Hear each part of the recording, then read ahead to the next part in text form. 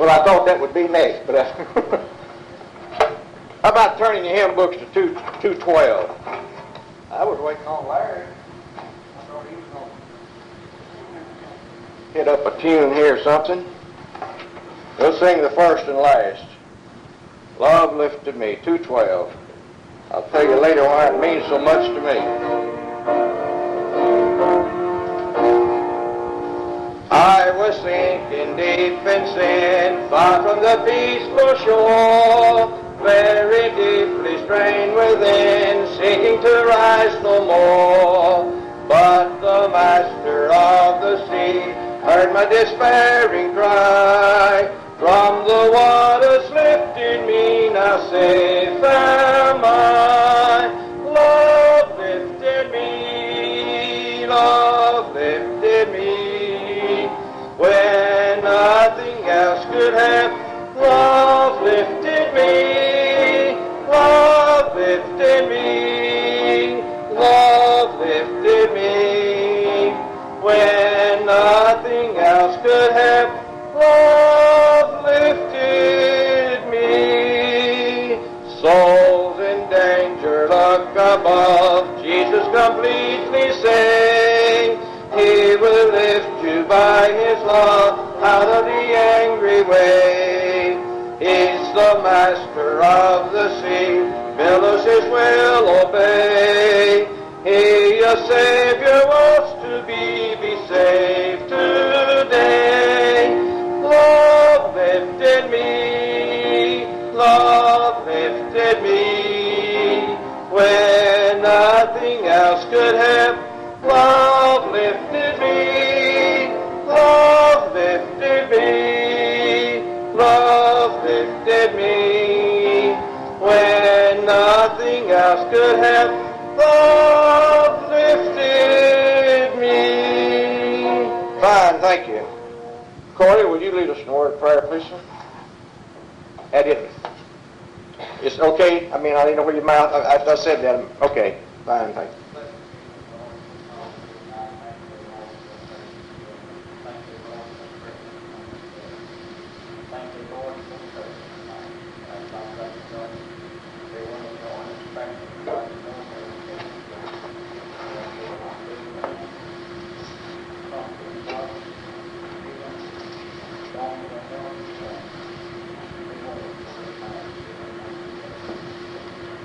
Thank you. Are there any announcements that need to be made tonight? Any that we need to remember in our prayers and sick in the hospital? I have a neighbor today, Don Stammer, that entered the hospital. Even if there's others. Alton. Okay. I'd say a word right now. Okay, fine, Bill.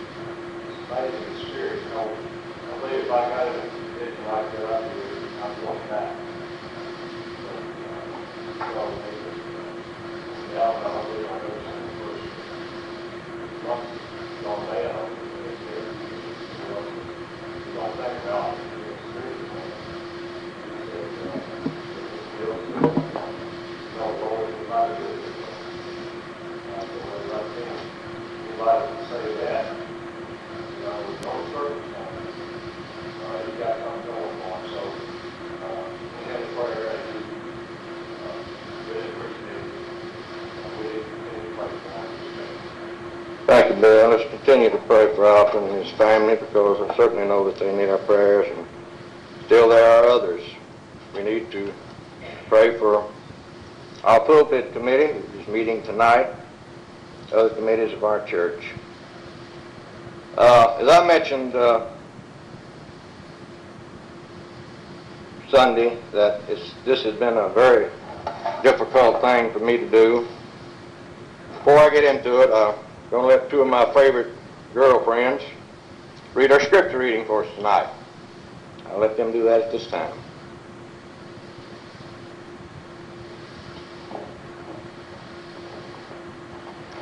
Hear me when I call, O God of righteousness. Thou hast enlarged me when I was in distress. Have mercy upon me and hear my prayer.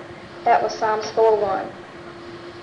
And the Lord will preserve me and keep him alive, and he shall be blessed upon the earth, and thou wilt not deliver him into the will of his enemies. Psalm 41:2.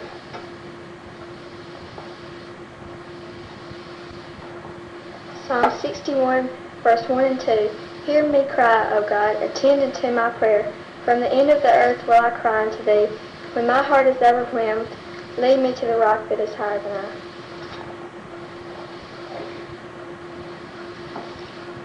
Go back a few months. The last time I held Wednesday night services, one of the things that I brought up at that time was an incident that happened aboard ship. I mentioned the other night that we went into boot camp, that Morgan was the first person that we seen waiting on the bus, get off. We went in a few weeks before. But it's always a joy to see somebody from home. When you meet them like that, it's just like being back home mighty near. And he was such an inspiration to us as new recruits just going in service. I mentioned that previous time that after, when I went into service, Colma was 3 months old. She was 3 years old, or older when I got out. Wouldn't have a thing to do with me. So that's standard. But they were well cared for. But an incident happened. I'll just mention it briefly to go on with my story and continue on from that time. That after going through boot camp in Maryland, we went on to Norfolk, Virginia for gunnery school, and there we went to Mare Island, California, where we waited on our ship to be completed and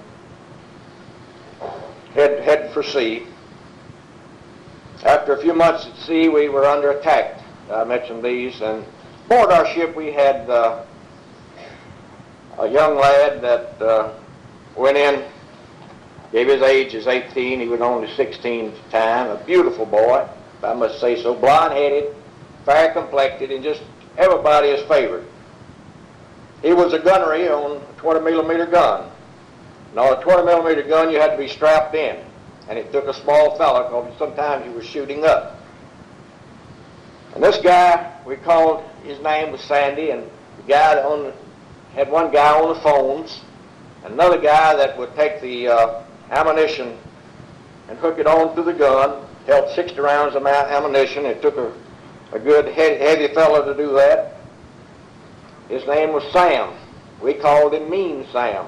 As I mentioned then, we didn't call him Mean Sam to his face. That was directly to his back, because Mean Sam could just do like overboard, just look at you. About the size of Joe Hudson there.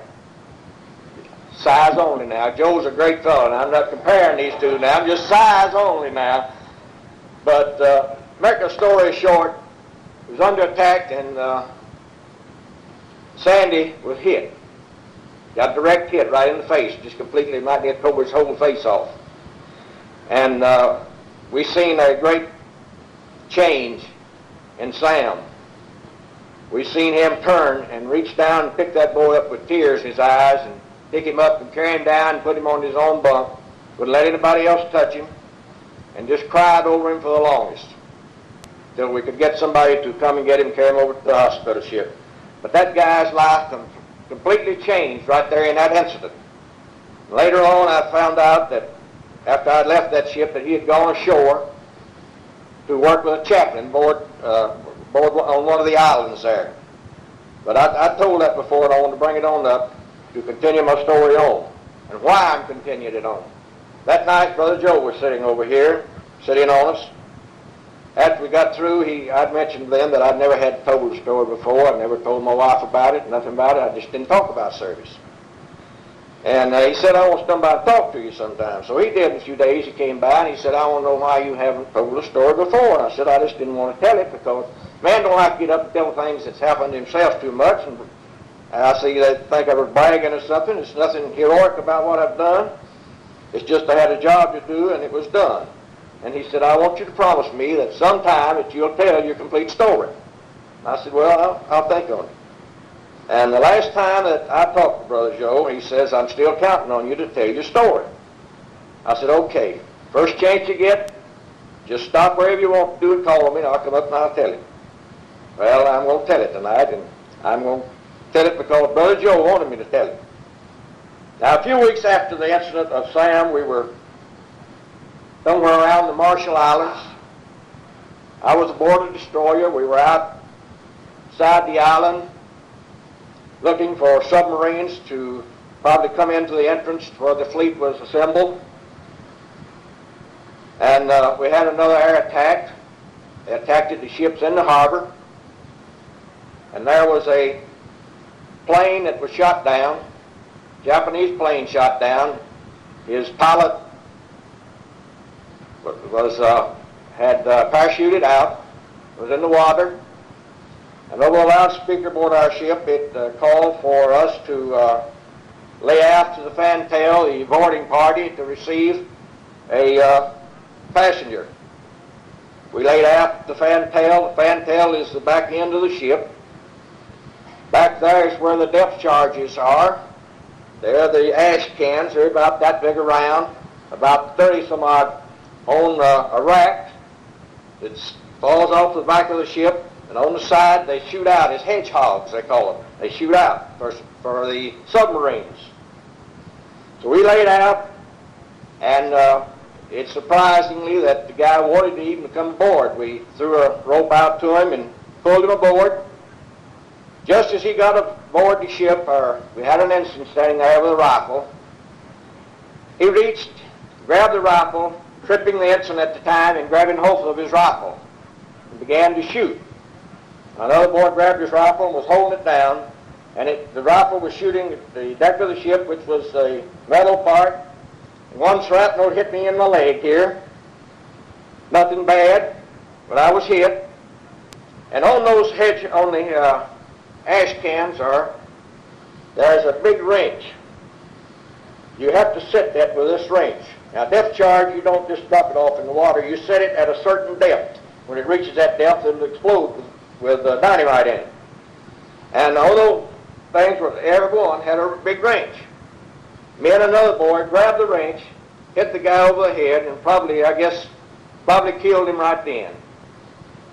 The guy didn't look like he was over a 16-year-old boy, real young boy. Of course, he was letting him come in about 17, but he was real young.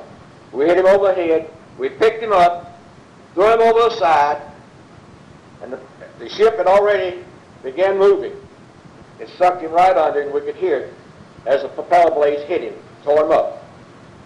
Didn't bother us at all at the time. The ensign put me and the other boy on report. The captain of the ship said, I'll see you hung if I can do it. Why? He was a glory hunter. He wanted to say he'd captured a prisoner, not realizing that if he'd hit one of those cans with that rifle, it could blow the whole ship up. Okay. I was carried over to the hospital ship to remove that small piece in my leg. Doctor asked me how I received it. I told him. Right over on the other side of me in a curtain, a man asked to see me when I got through. I walked around there, and he said, I heard you telling the doctor what had happened. He says, is that the way it happened? I says, yes, sir. I felt like that was the only thing else to do. After we hit him, just get rid of him. He said, well, don't worry about it. Well, I thought, I don't know what you're going to do about it. The man said he's going to get our hides. 2 days, orders came through. I was transferred to another ship. I don't know who the man was or anything about him, but I was transferred in 2 days to the USS Piedmont, AD 17. It was there I stayed on till the end of the war. We were down in the Admiralty Islands Admiralty Islands group. Manus Island was the name of the island we were at this time. It was on a Sunday morning. This island is just off New Guinea now. It was on a Sunday morning, about 7:30, I guess, something like that. Now, when we were in port, we had a chaplain aboard this ship. We always had our services about 8 o'clock. As soon as we'd get through with our chow on Sunday morning, we'd go up to the boat deck, which is the top deck of the ship, which was open, and just sit around waiting for the services to start. And this particular Sunday morning, I don't know why I did, but I decided to go back out, down one deck, and talk to Anderson boy. It was from Milwaukee or somewhere up in northern states, somewhere up there, Bob Anderson. And he was in the carpenter shop, and we were standing there talking inside the shop, when all of a sudden it sounded like the whole world had come to an end, that our ship seemed like it had just raised up off of the water, that it began to shake, and we heard all sorts of noises. And about that time, the general quarters were sounded. Of course, we went to our gun crews. And as we did, we noticed we hit the top decks that men were laying all over the deck, and we could look out over there, right from us, I'd say from here to probably the Carter Chevrolet down here, an ammunition ship, USS Mount Hood, blew up completely. All lives were lost on it. The only 3 men that were saved was a lieutenant and 2 men that had left early to go to the shore to get mail. That complete ship blew up. We didn't know whether a Jap sub had slipped in there and blew it up, or whether somebody just carelessly lit a match. But on that Sunday morning, the whole ship blew up with all of its crew, and we had, I think it was 23 men that were topside, where ordinarily I would have been one up there too, but I decided to go by the carpenter shop, that were laying dead, just from the shrapnel and stuff that had fallen from that ship. That afternoon, I had one of the biggest surprises I had, I guess, during the war. I was writing a letter, sitting on my bunk. Someone came in and said, is there a Hamlin in here? We went by last name. Anybody ever know what our name was called? If they had, they might have made fun of me. But we all went by last name. Said, is there a Hamlin here? And he said, yes, I were on his bunk. I looked down, it was my brother-in-law. I didn't even know he was in service. Had three children. I said, what in the world are you doing out here? He said, they drafted me. That's why I'm doing here. But we had an enjoyable time for about a week there, visiting, and had a great time together. And that was the last time that I seen him during the service. We were making our way on up past Luzon in the Philippines. Went on up to, I believe at this time we were at Guam. I believe I'm correct on that. I believe it was Guam. And one day, at that time, I was running a motor launch. Oh, it had about 40 people on it. And over the loudspeaker of the ship, said we lay up to the captain quarters. And I thought to myself, what have I done now? So he said, I'm sending you over to the USS Annapolis for boat duty. They're needing somebody to run their boat, carry the guys on liberty, and to go pick up their mail and things of that nature. And before you go, I've got a letter here I want you to carry over, and told me the boy's name. He says he's my nephew. And I want you to look him up and give him this letter, which I agreed to do. So I went over to the U.S. Annapolis, the cruiser ship, and I found this young man and told him who I was and that the captain had sent me, and he was thrilled over that. And I was there about 8, 10 days, maybe 2 weeks. I don't know. I'd go back to my own ship at night and refuel and come back the next day. And we became real good friends and got to talking about transferring. Well, I said, they had just been to the States, and he said, I know it's no way that I'm going back to the States anytime soon. And I'm trying to get off on another ship. And I knew I wasn't fixing to go to the States. That was out of the question. And we decided we're going to swap ships. So I went back to my ship, and I told the captain that there's a good chance. I said, well, now, since he's his nephew, I said, there's a good chance that we can work this out. And so after a few days, we seemed to work out the agreements, and he was going to be transferred to Piedmont, and I was going to the Indianapolis, and everything seemed to be just doing fine. Got my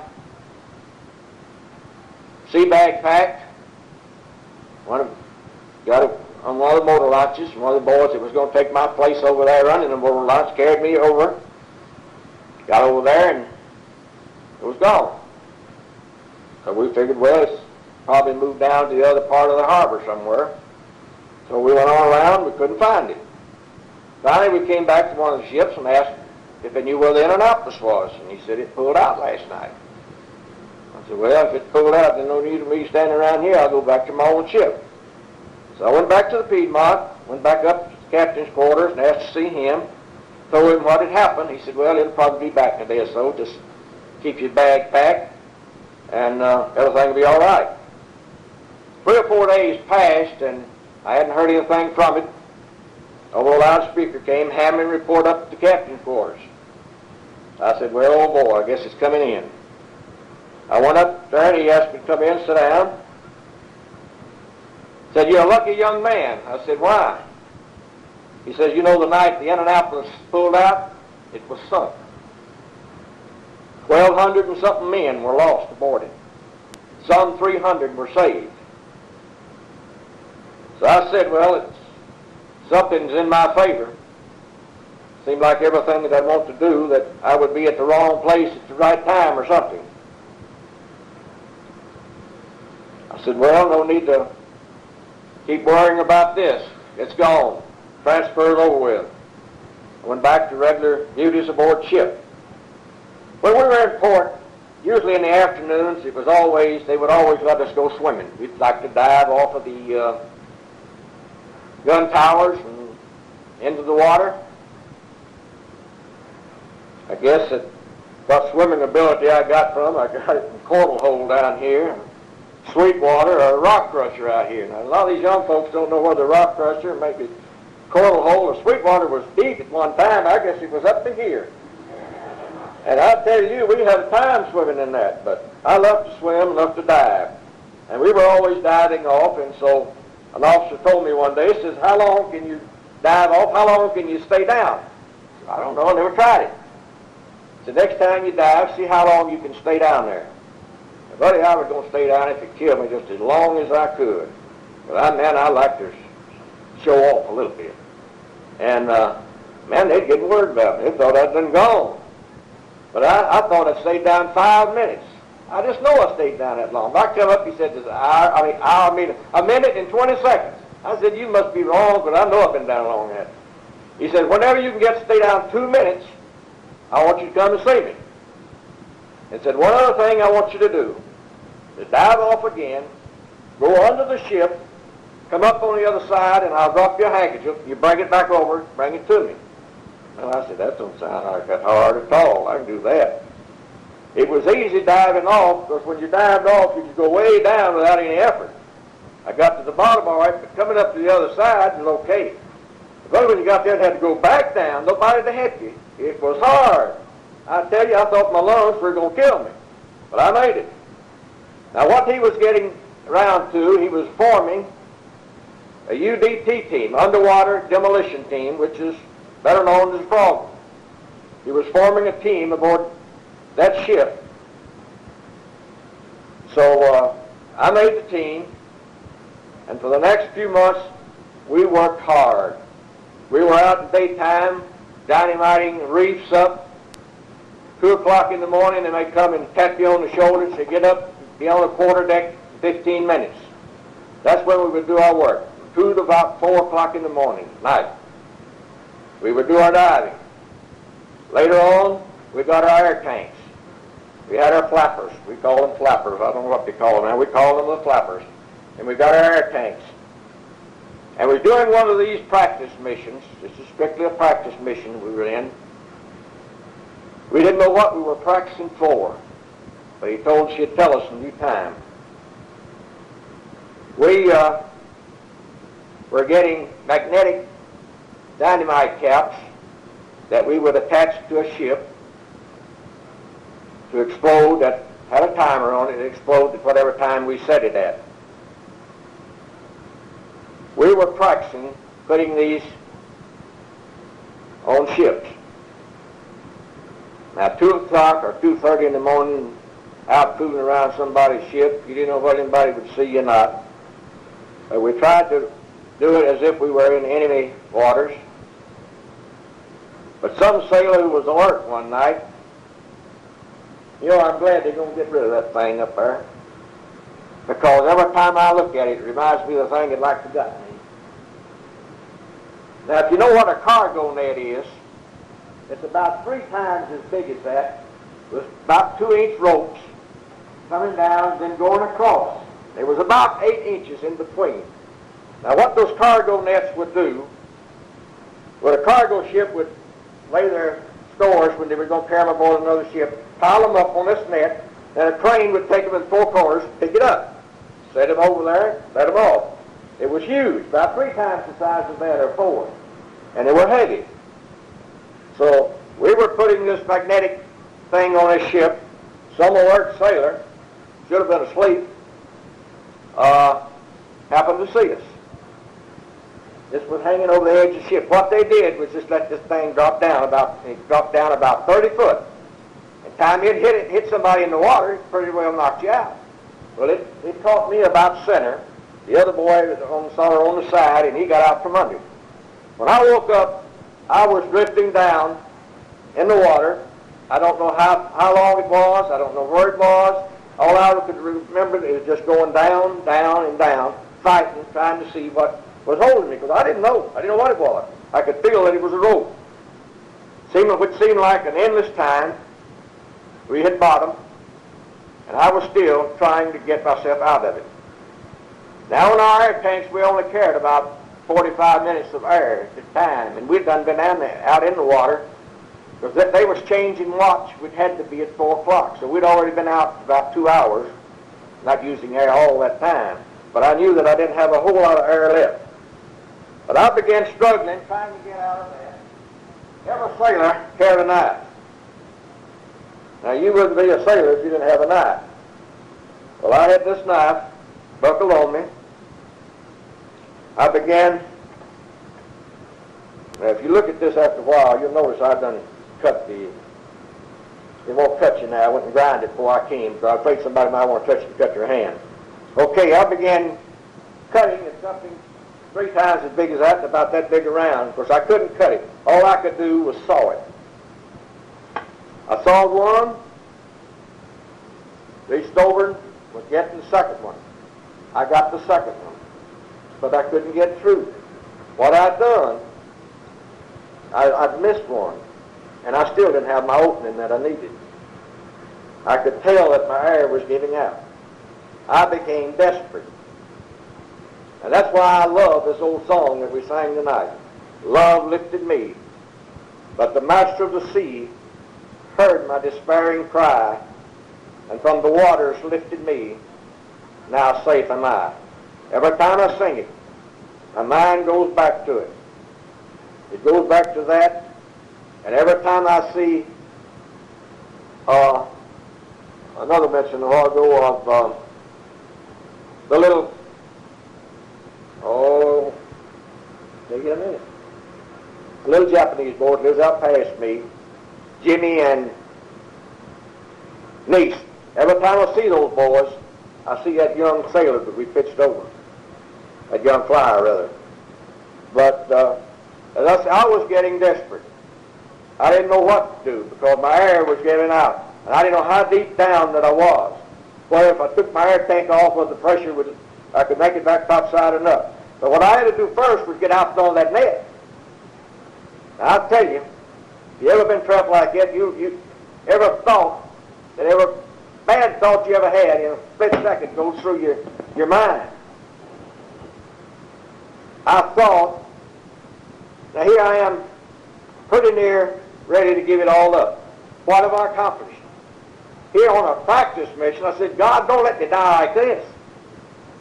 Let me die in battle or something, not down under here just in a practice session. I thought of some chaplain knocking on my wife's door and saying, Miss Hamlin, your husband is missing in action. Then going on down Limestone Avenue and said, Miss Hamlin, my mother said, your son is missing in action. I didn't want that. I cried desperately to God to save me, to do something to get me out of that. All of a sudden, there was an opening. I came up, but the troubles wasn't over. Now in daytime, when you're down deep, look up, you can see the shadow of a ship is dark, and the light you can see is light. You know where to go to. But 4 o'clock in the morning, everything's dark up there. And I thought, now what if I go up, hit a ship on the bottom, thrust my skull? I won't accomplish nothing there. And again I said, God, help me to come out of this. He did. I came to the surface, grasping for breath because I didn't know how far down I was, but I knew I was drumming fast. And they were already beginning to get ready to dive and try to find me. Now I say all that to say this, because it takes people like y'all to believe something like this. Other people there that day didn't believe it. The next day we went back to secure our air tanks and to pick up that net that was there. We put a strap on a crane hook, rode the crane hook down into the water. Of course, the ship had turned in the night. It wasn't at the right place it was the night that morning. So we had to use our lanterns. It was the only time we ever used our lanterns because you couldn't do it in wartime. We'd go down there and we finally found them. Hooked onto the net, put our feet into the net, give it 3 quick jerks, and they brought us back up. Okay. They brought that big net up, stretched it out on the deck of the ship. And one guy said, I thought you said you just cut it twice. I said, that's the only time I had. I had only time to cut it twice. And you could tell where I had cut it. And that's when I seen I missed one. It was just jaggy looking. But he says, here's 3 places here that's been cut. One of the cleanest cuts you ever seen in your life. As if it took a razor blade and cut it. I said, I didn't do it. The boy said it wasn't that way before it went out because we used that net all day yesterday. I said, I know what done it. God did it. Because I was down there crying for help. And God reached down in the dark seas of a lone sailor far away from home. I believe it with all my heart. Whether he sent the Holy Spirit down there with an angel or whether he did it from on high. I don't care how he done it, but I know God did it. He cut that rope 3 times, or I would have never been out of it. I couldn't have gotten out of it. And so I know that God answers prayers. He's got to. After that incident, he said, there's no more playing around. He said, we're getting ready for the real thing now. But in 3 days, the war ended. He told us that what our mission was to go into Tokyo Bay Harbor, to blow it up, to blow up the net that went across it and whatever ships were in there, and said it'd be a suicide mission. But says, thank God we don't have to do it. The war's ended. We went into Tokyo with the fleet. I can remember 4 or 5 hours before we ever got, we could see Mount Fujiyama, snow-capped mountains in it. And remember going into the harbor, and we went and tied up to the shore. It was Yokosuka Naval Base. We were the 2nd ship to tie up, 2nd American ship to tie up. 1 cruiser had already tied up. And that night, there was a fire over in Yokosuka, and they called on us to come and help them. We went over and fought that fire, and I remember the time morning came, we were all given out, and that how the Japanese would peep out of the windows just trying to see us and see what we were going to do. And, of course, I always had a little something in my pocket I could throw to them. Bless your heart, the little ones would run out for it, and the big ones wouldn't. But we won them over like that. being good to them. And that night, about 3 o'clock, he hit us on the shoulder again. He said, be on the quarterdeck 15 minutes in your swim gear. I said, man, I thought it was all over with. He says a group of sailors, Japanese sailors, have gone aboard the battleship Nagata. And said tomorrow on the surrender, the Missouri, they're going to shoot on it. Said we've got to go over and take it. We went aboard, went over and took our hooks and throwed up, climbed aboard. No opposition at all. One group went up to the forecastle, which is the front end of the ship. The other went aft, and found a man through there, but they were sleeping. And went down into the living quarters. There was 12 men down there, all asleep. Now, there was no way, I don't know how they figured on about 14 or 15 men being able to shoot one of the big guns, because they couldn't have even run enough of them to do it, to handle it. I don't know what their intentions were, but there was not any problem there whatsoever. We got them, and they surrendered to us without any firing at all. And it was aboard there that the battleship Nagata that I picked up this Jap flag I have down here, and I have a certificate that says we captured the battleship Nagata. I tell you the truth, boy, what sometimes they put out stuff, that really looks good there. But the only thing they done is just I lost some sleep. But now we captured the battleship Nagata. Now I want y'all to read that. And this is the flag that came off of it. At the time, it had a lot of burnt places on it. I cut that off. I wished I'd have left it all on there. But I still remember that thing cost me a good night's sleep anyway, and I got it. But I'm not sorry for any moment, really, that I spent in service. I thank God that I was able to go and serve. I thank God for that American flag of ours. I fly it every day at home and the store too, because I'm proud of it. And I hate to see it spit upon and torn down and abused, because I love this great country of ours. It's the greatest country in the world. If you don't believe it, you just go to some of these foreign countries and see it. We still live in the best country in the world. And I'm proud of it. And I'm proud of these young folks we've got here. I'll tell you the truth. Do you realize 75 years from now that probably won't be a soul in this room here be living here? Probably be a soul 75 years from now living. It just might be a few of you young folks, but what kind of shape are you going to be 75 years from now? And bring on down to 50 years, how many of us are going to be gone? 25. Now I'm worried whether we'll see 85 or not. But I'll tell you, somebody said the other day, I believe we had the best group of young people in our church we've had in 20 years. I believe we have. I believe it's the greatest bunch I've ever seen. They want to do something all the time. And I just thank God for them. I just thank you for letting me stand here tonight and take some of your time. I've got one small poem to read to you. God hears the very smallest prayer, and our sins they cross too great to bear. And though we stumble now and then, He always picks us up again. There is no moment, day or night, when we are hidden from His sight. No walls too high, nor doors too stout, to keep His loving care without. His ways are wiser than our own. His strength remains when ours is gone. We must not doubt nor question why. He sends the answer by and by. And this I know within my heart, all darkness fades and shadows part, and that sometimes, somehow, somewhere, God sees and answers our every prayer. Let us bow our head now and pray.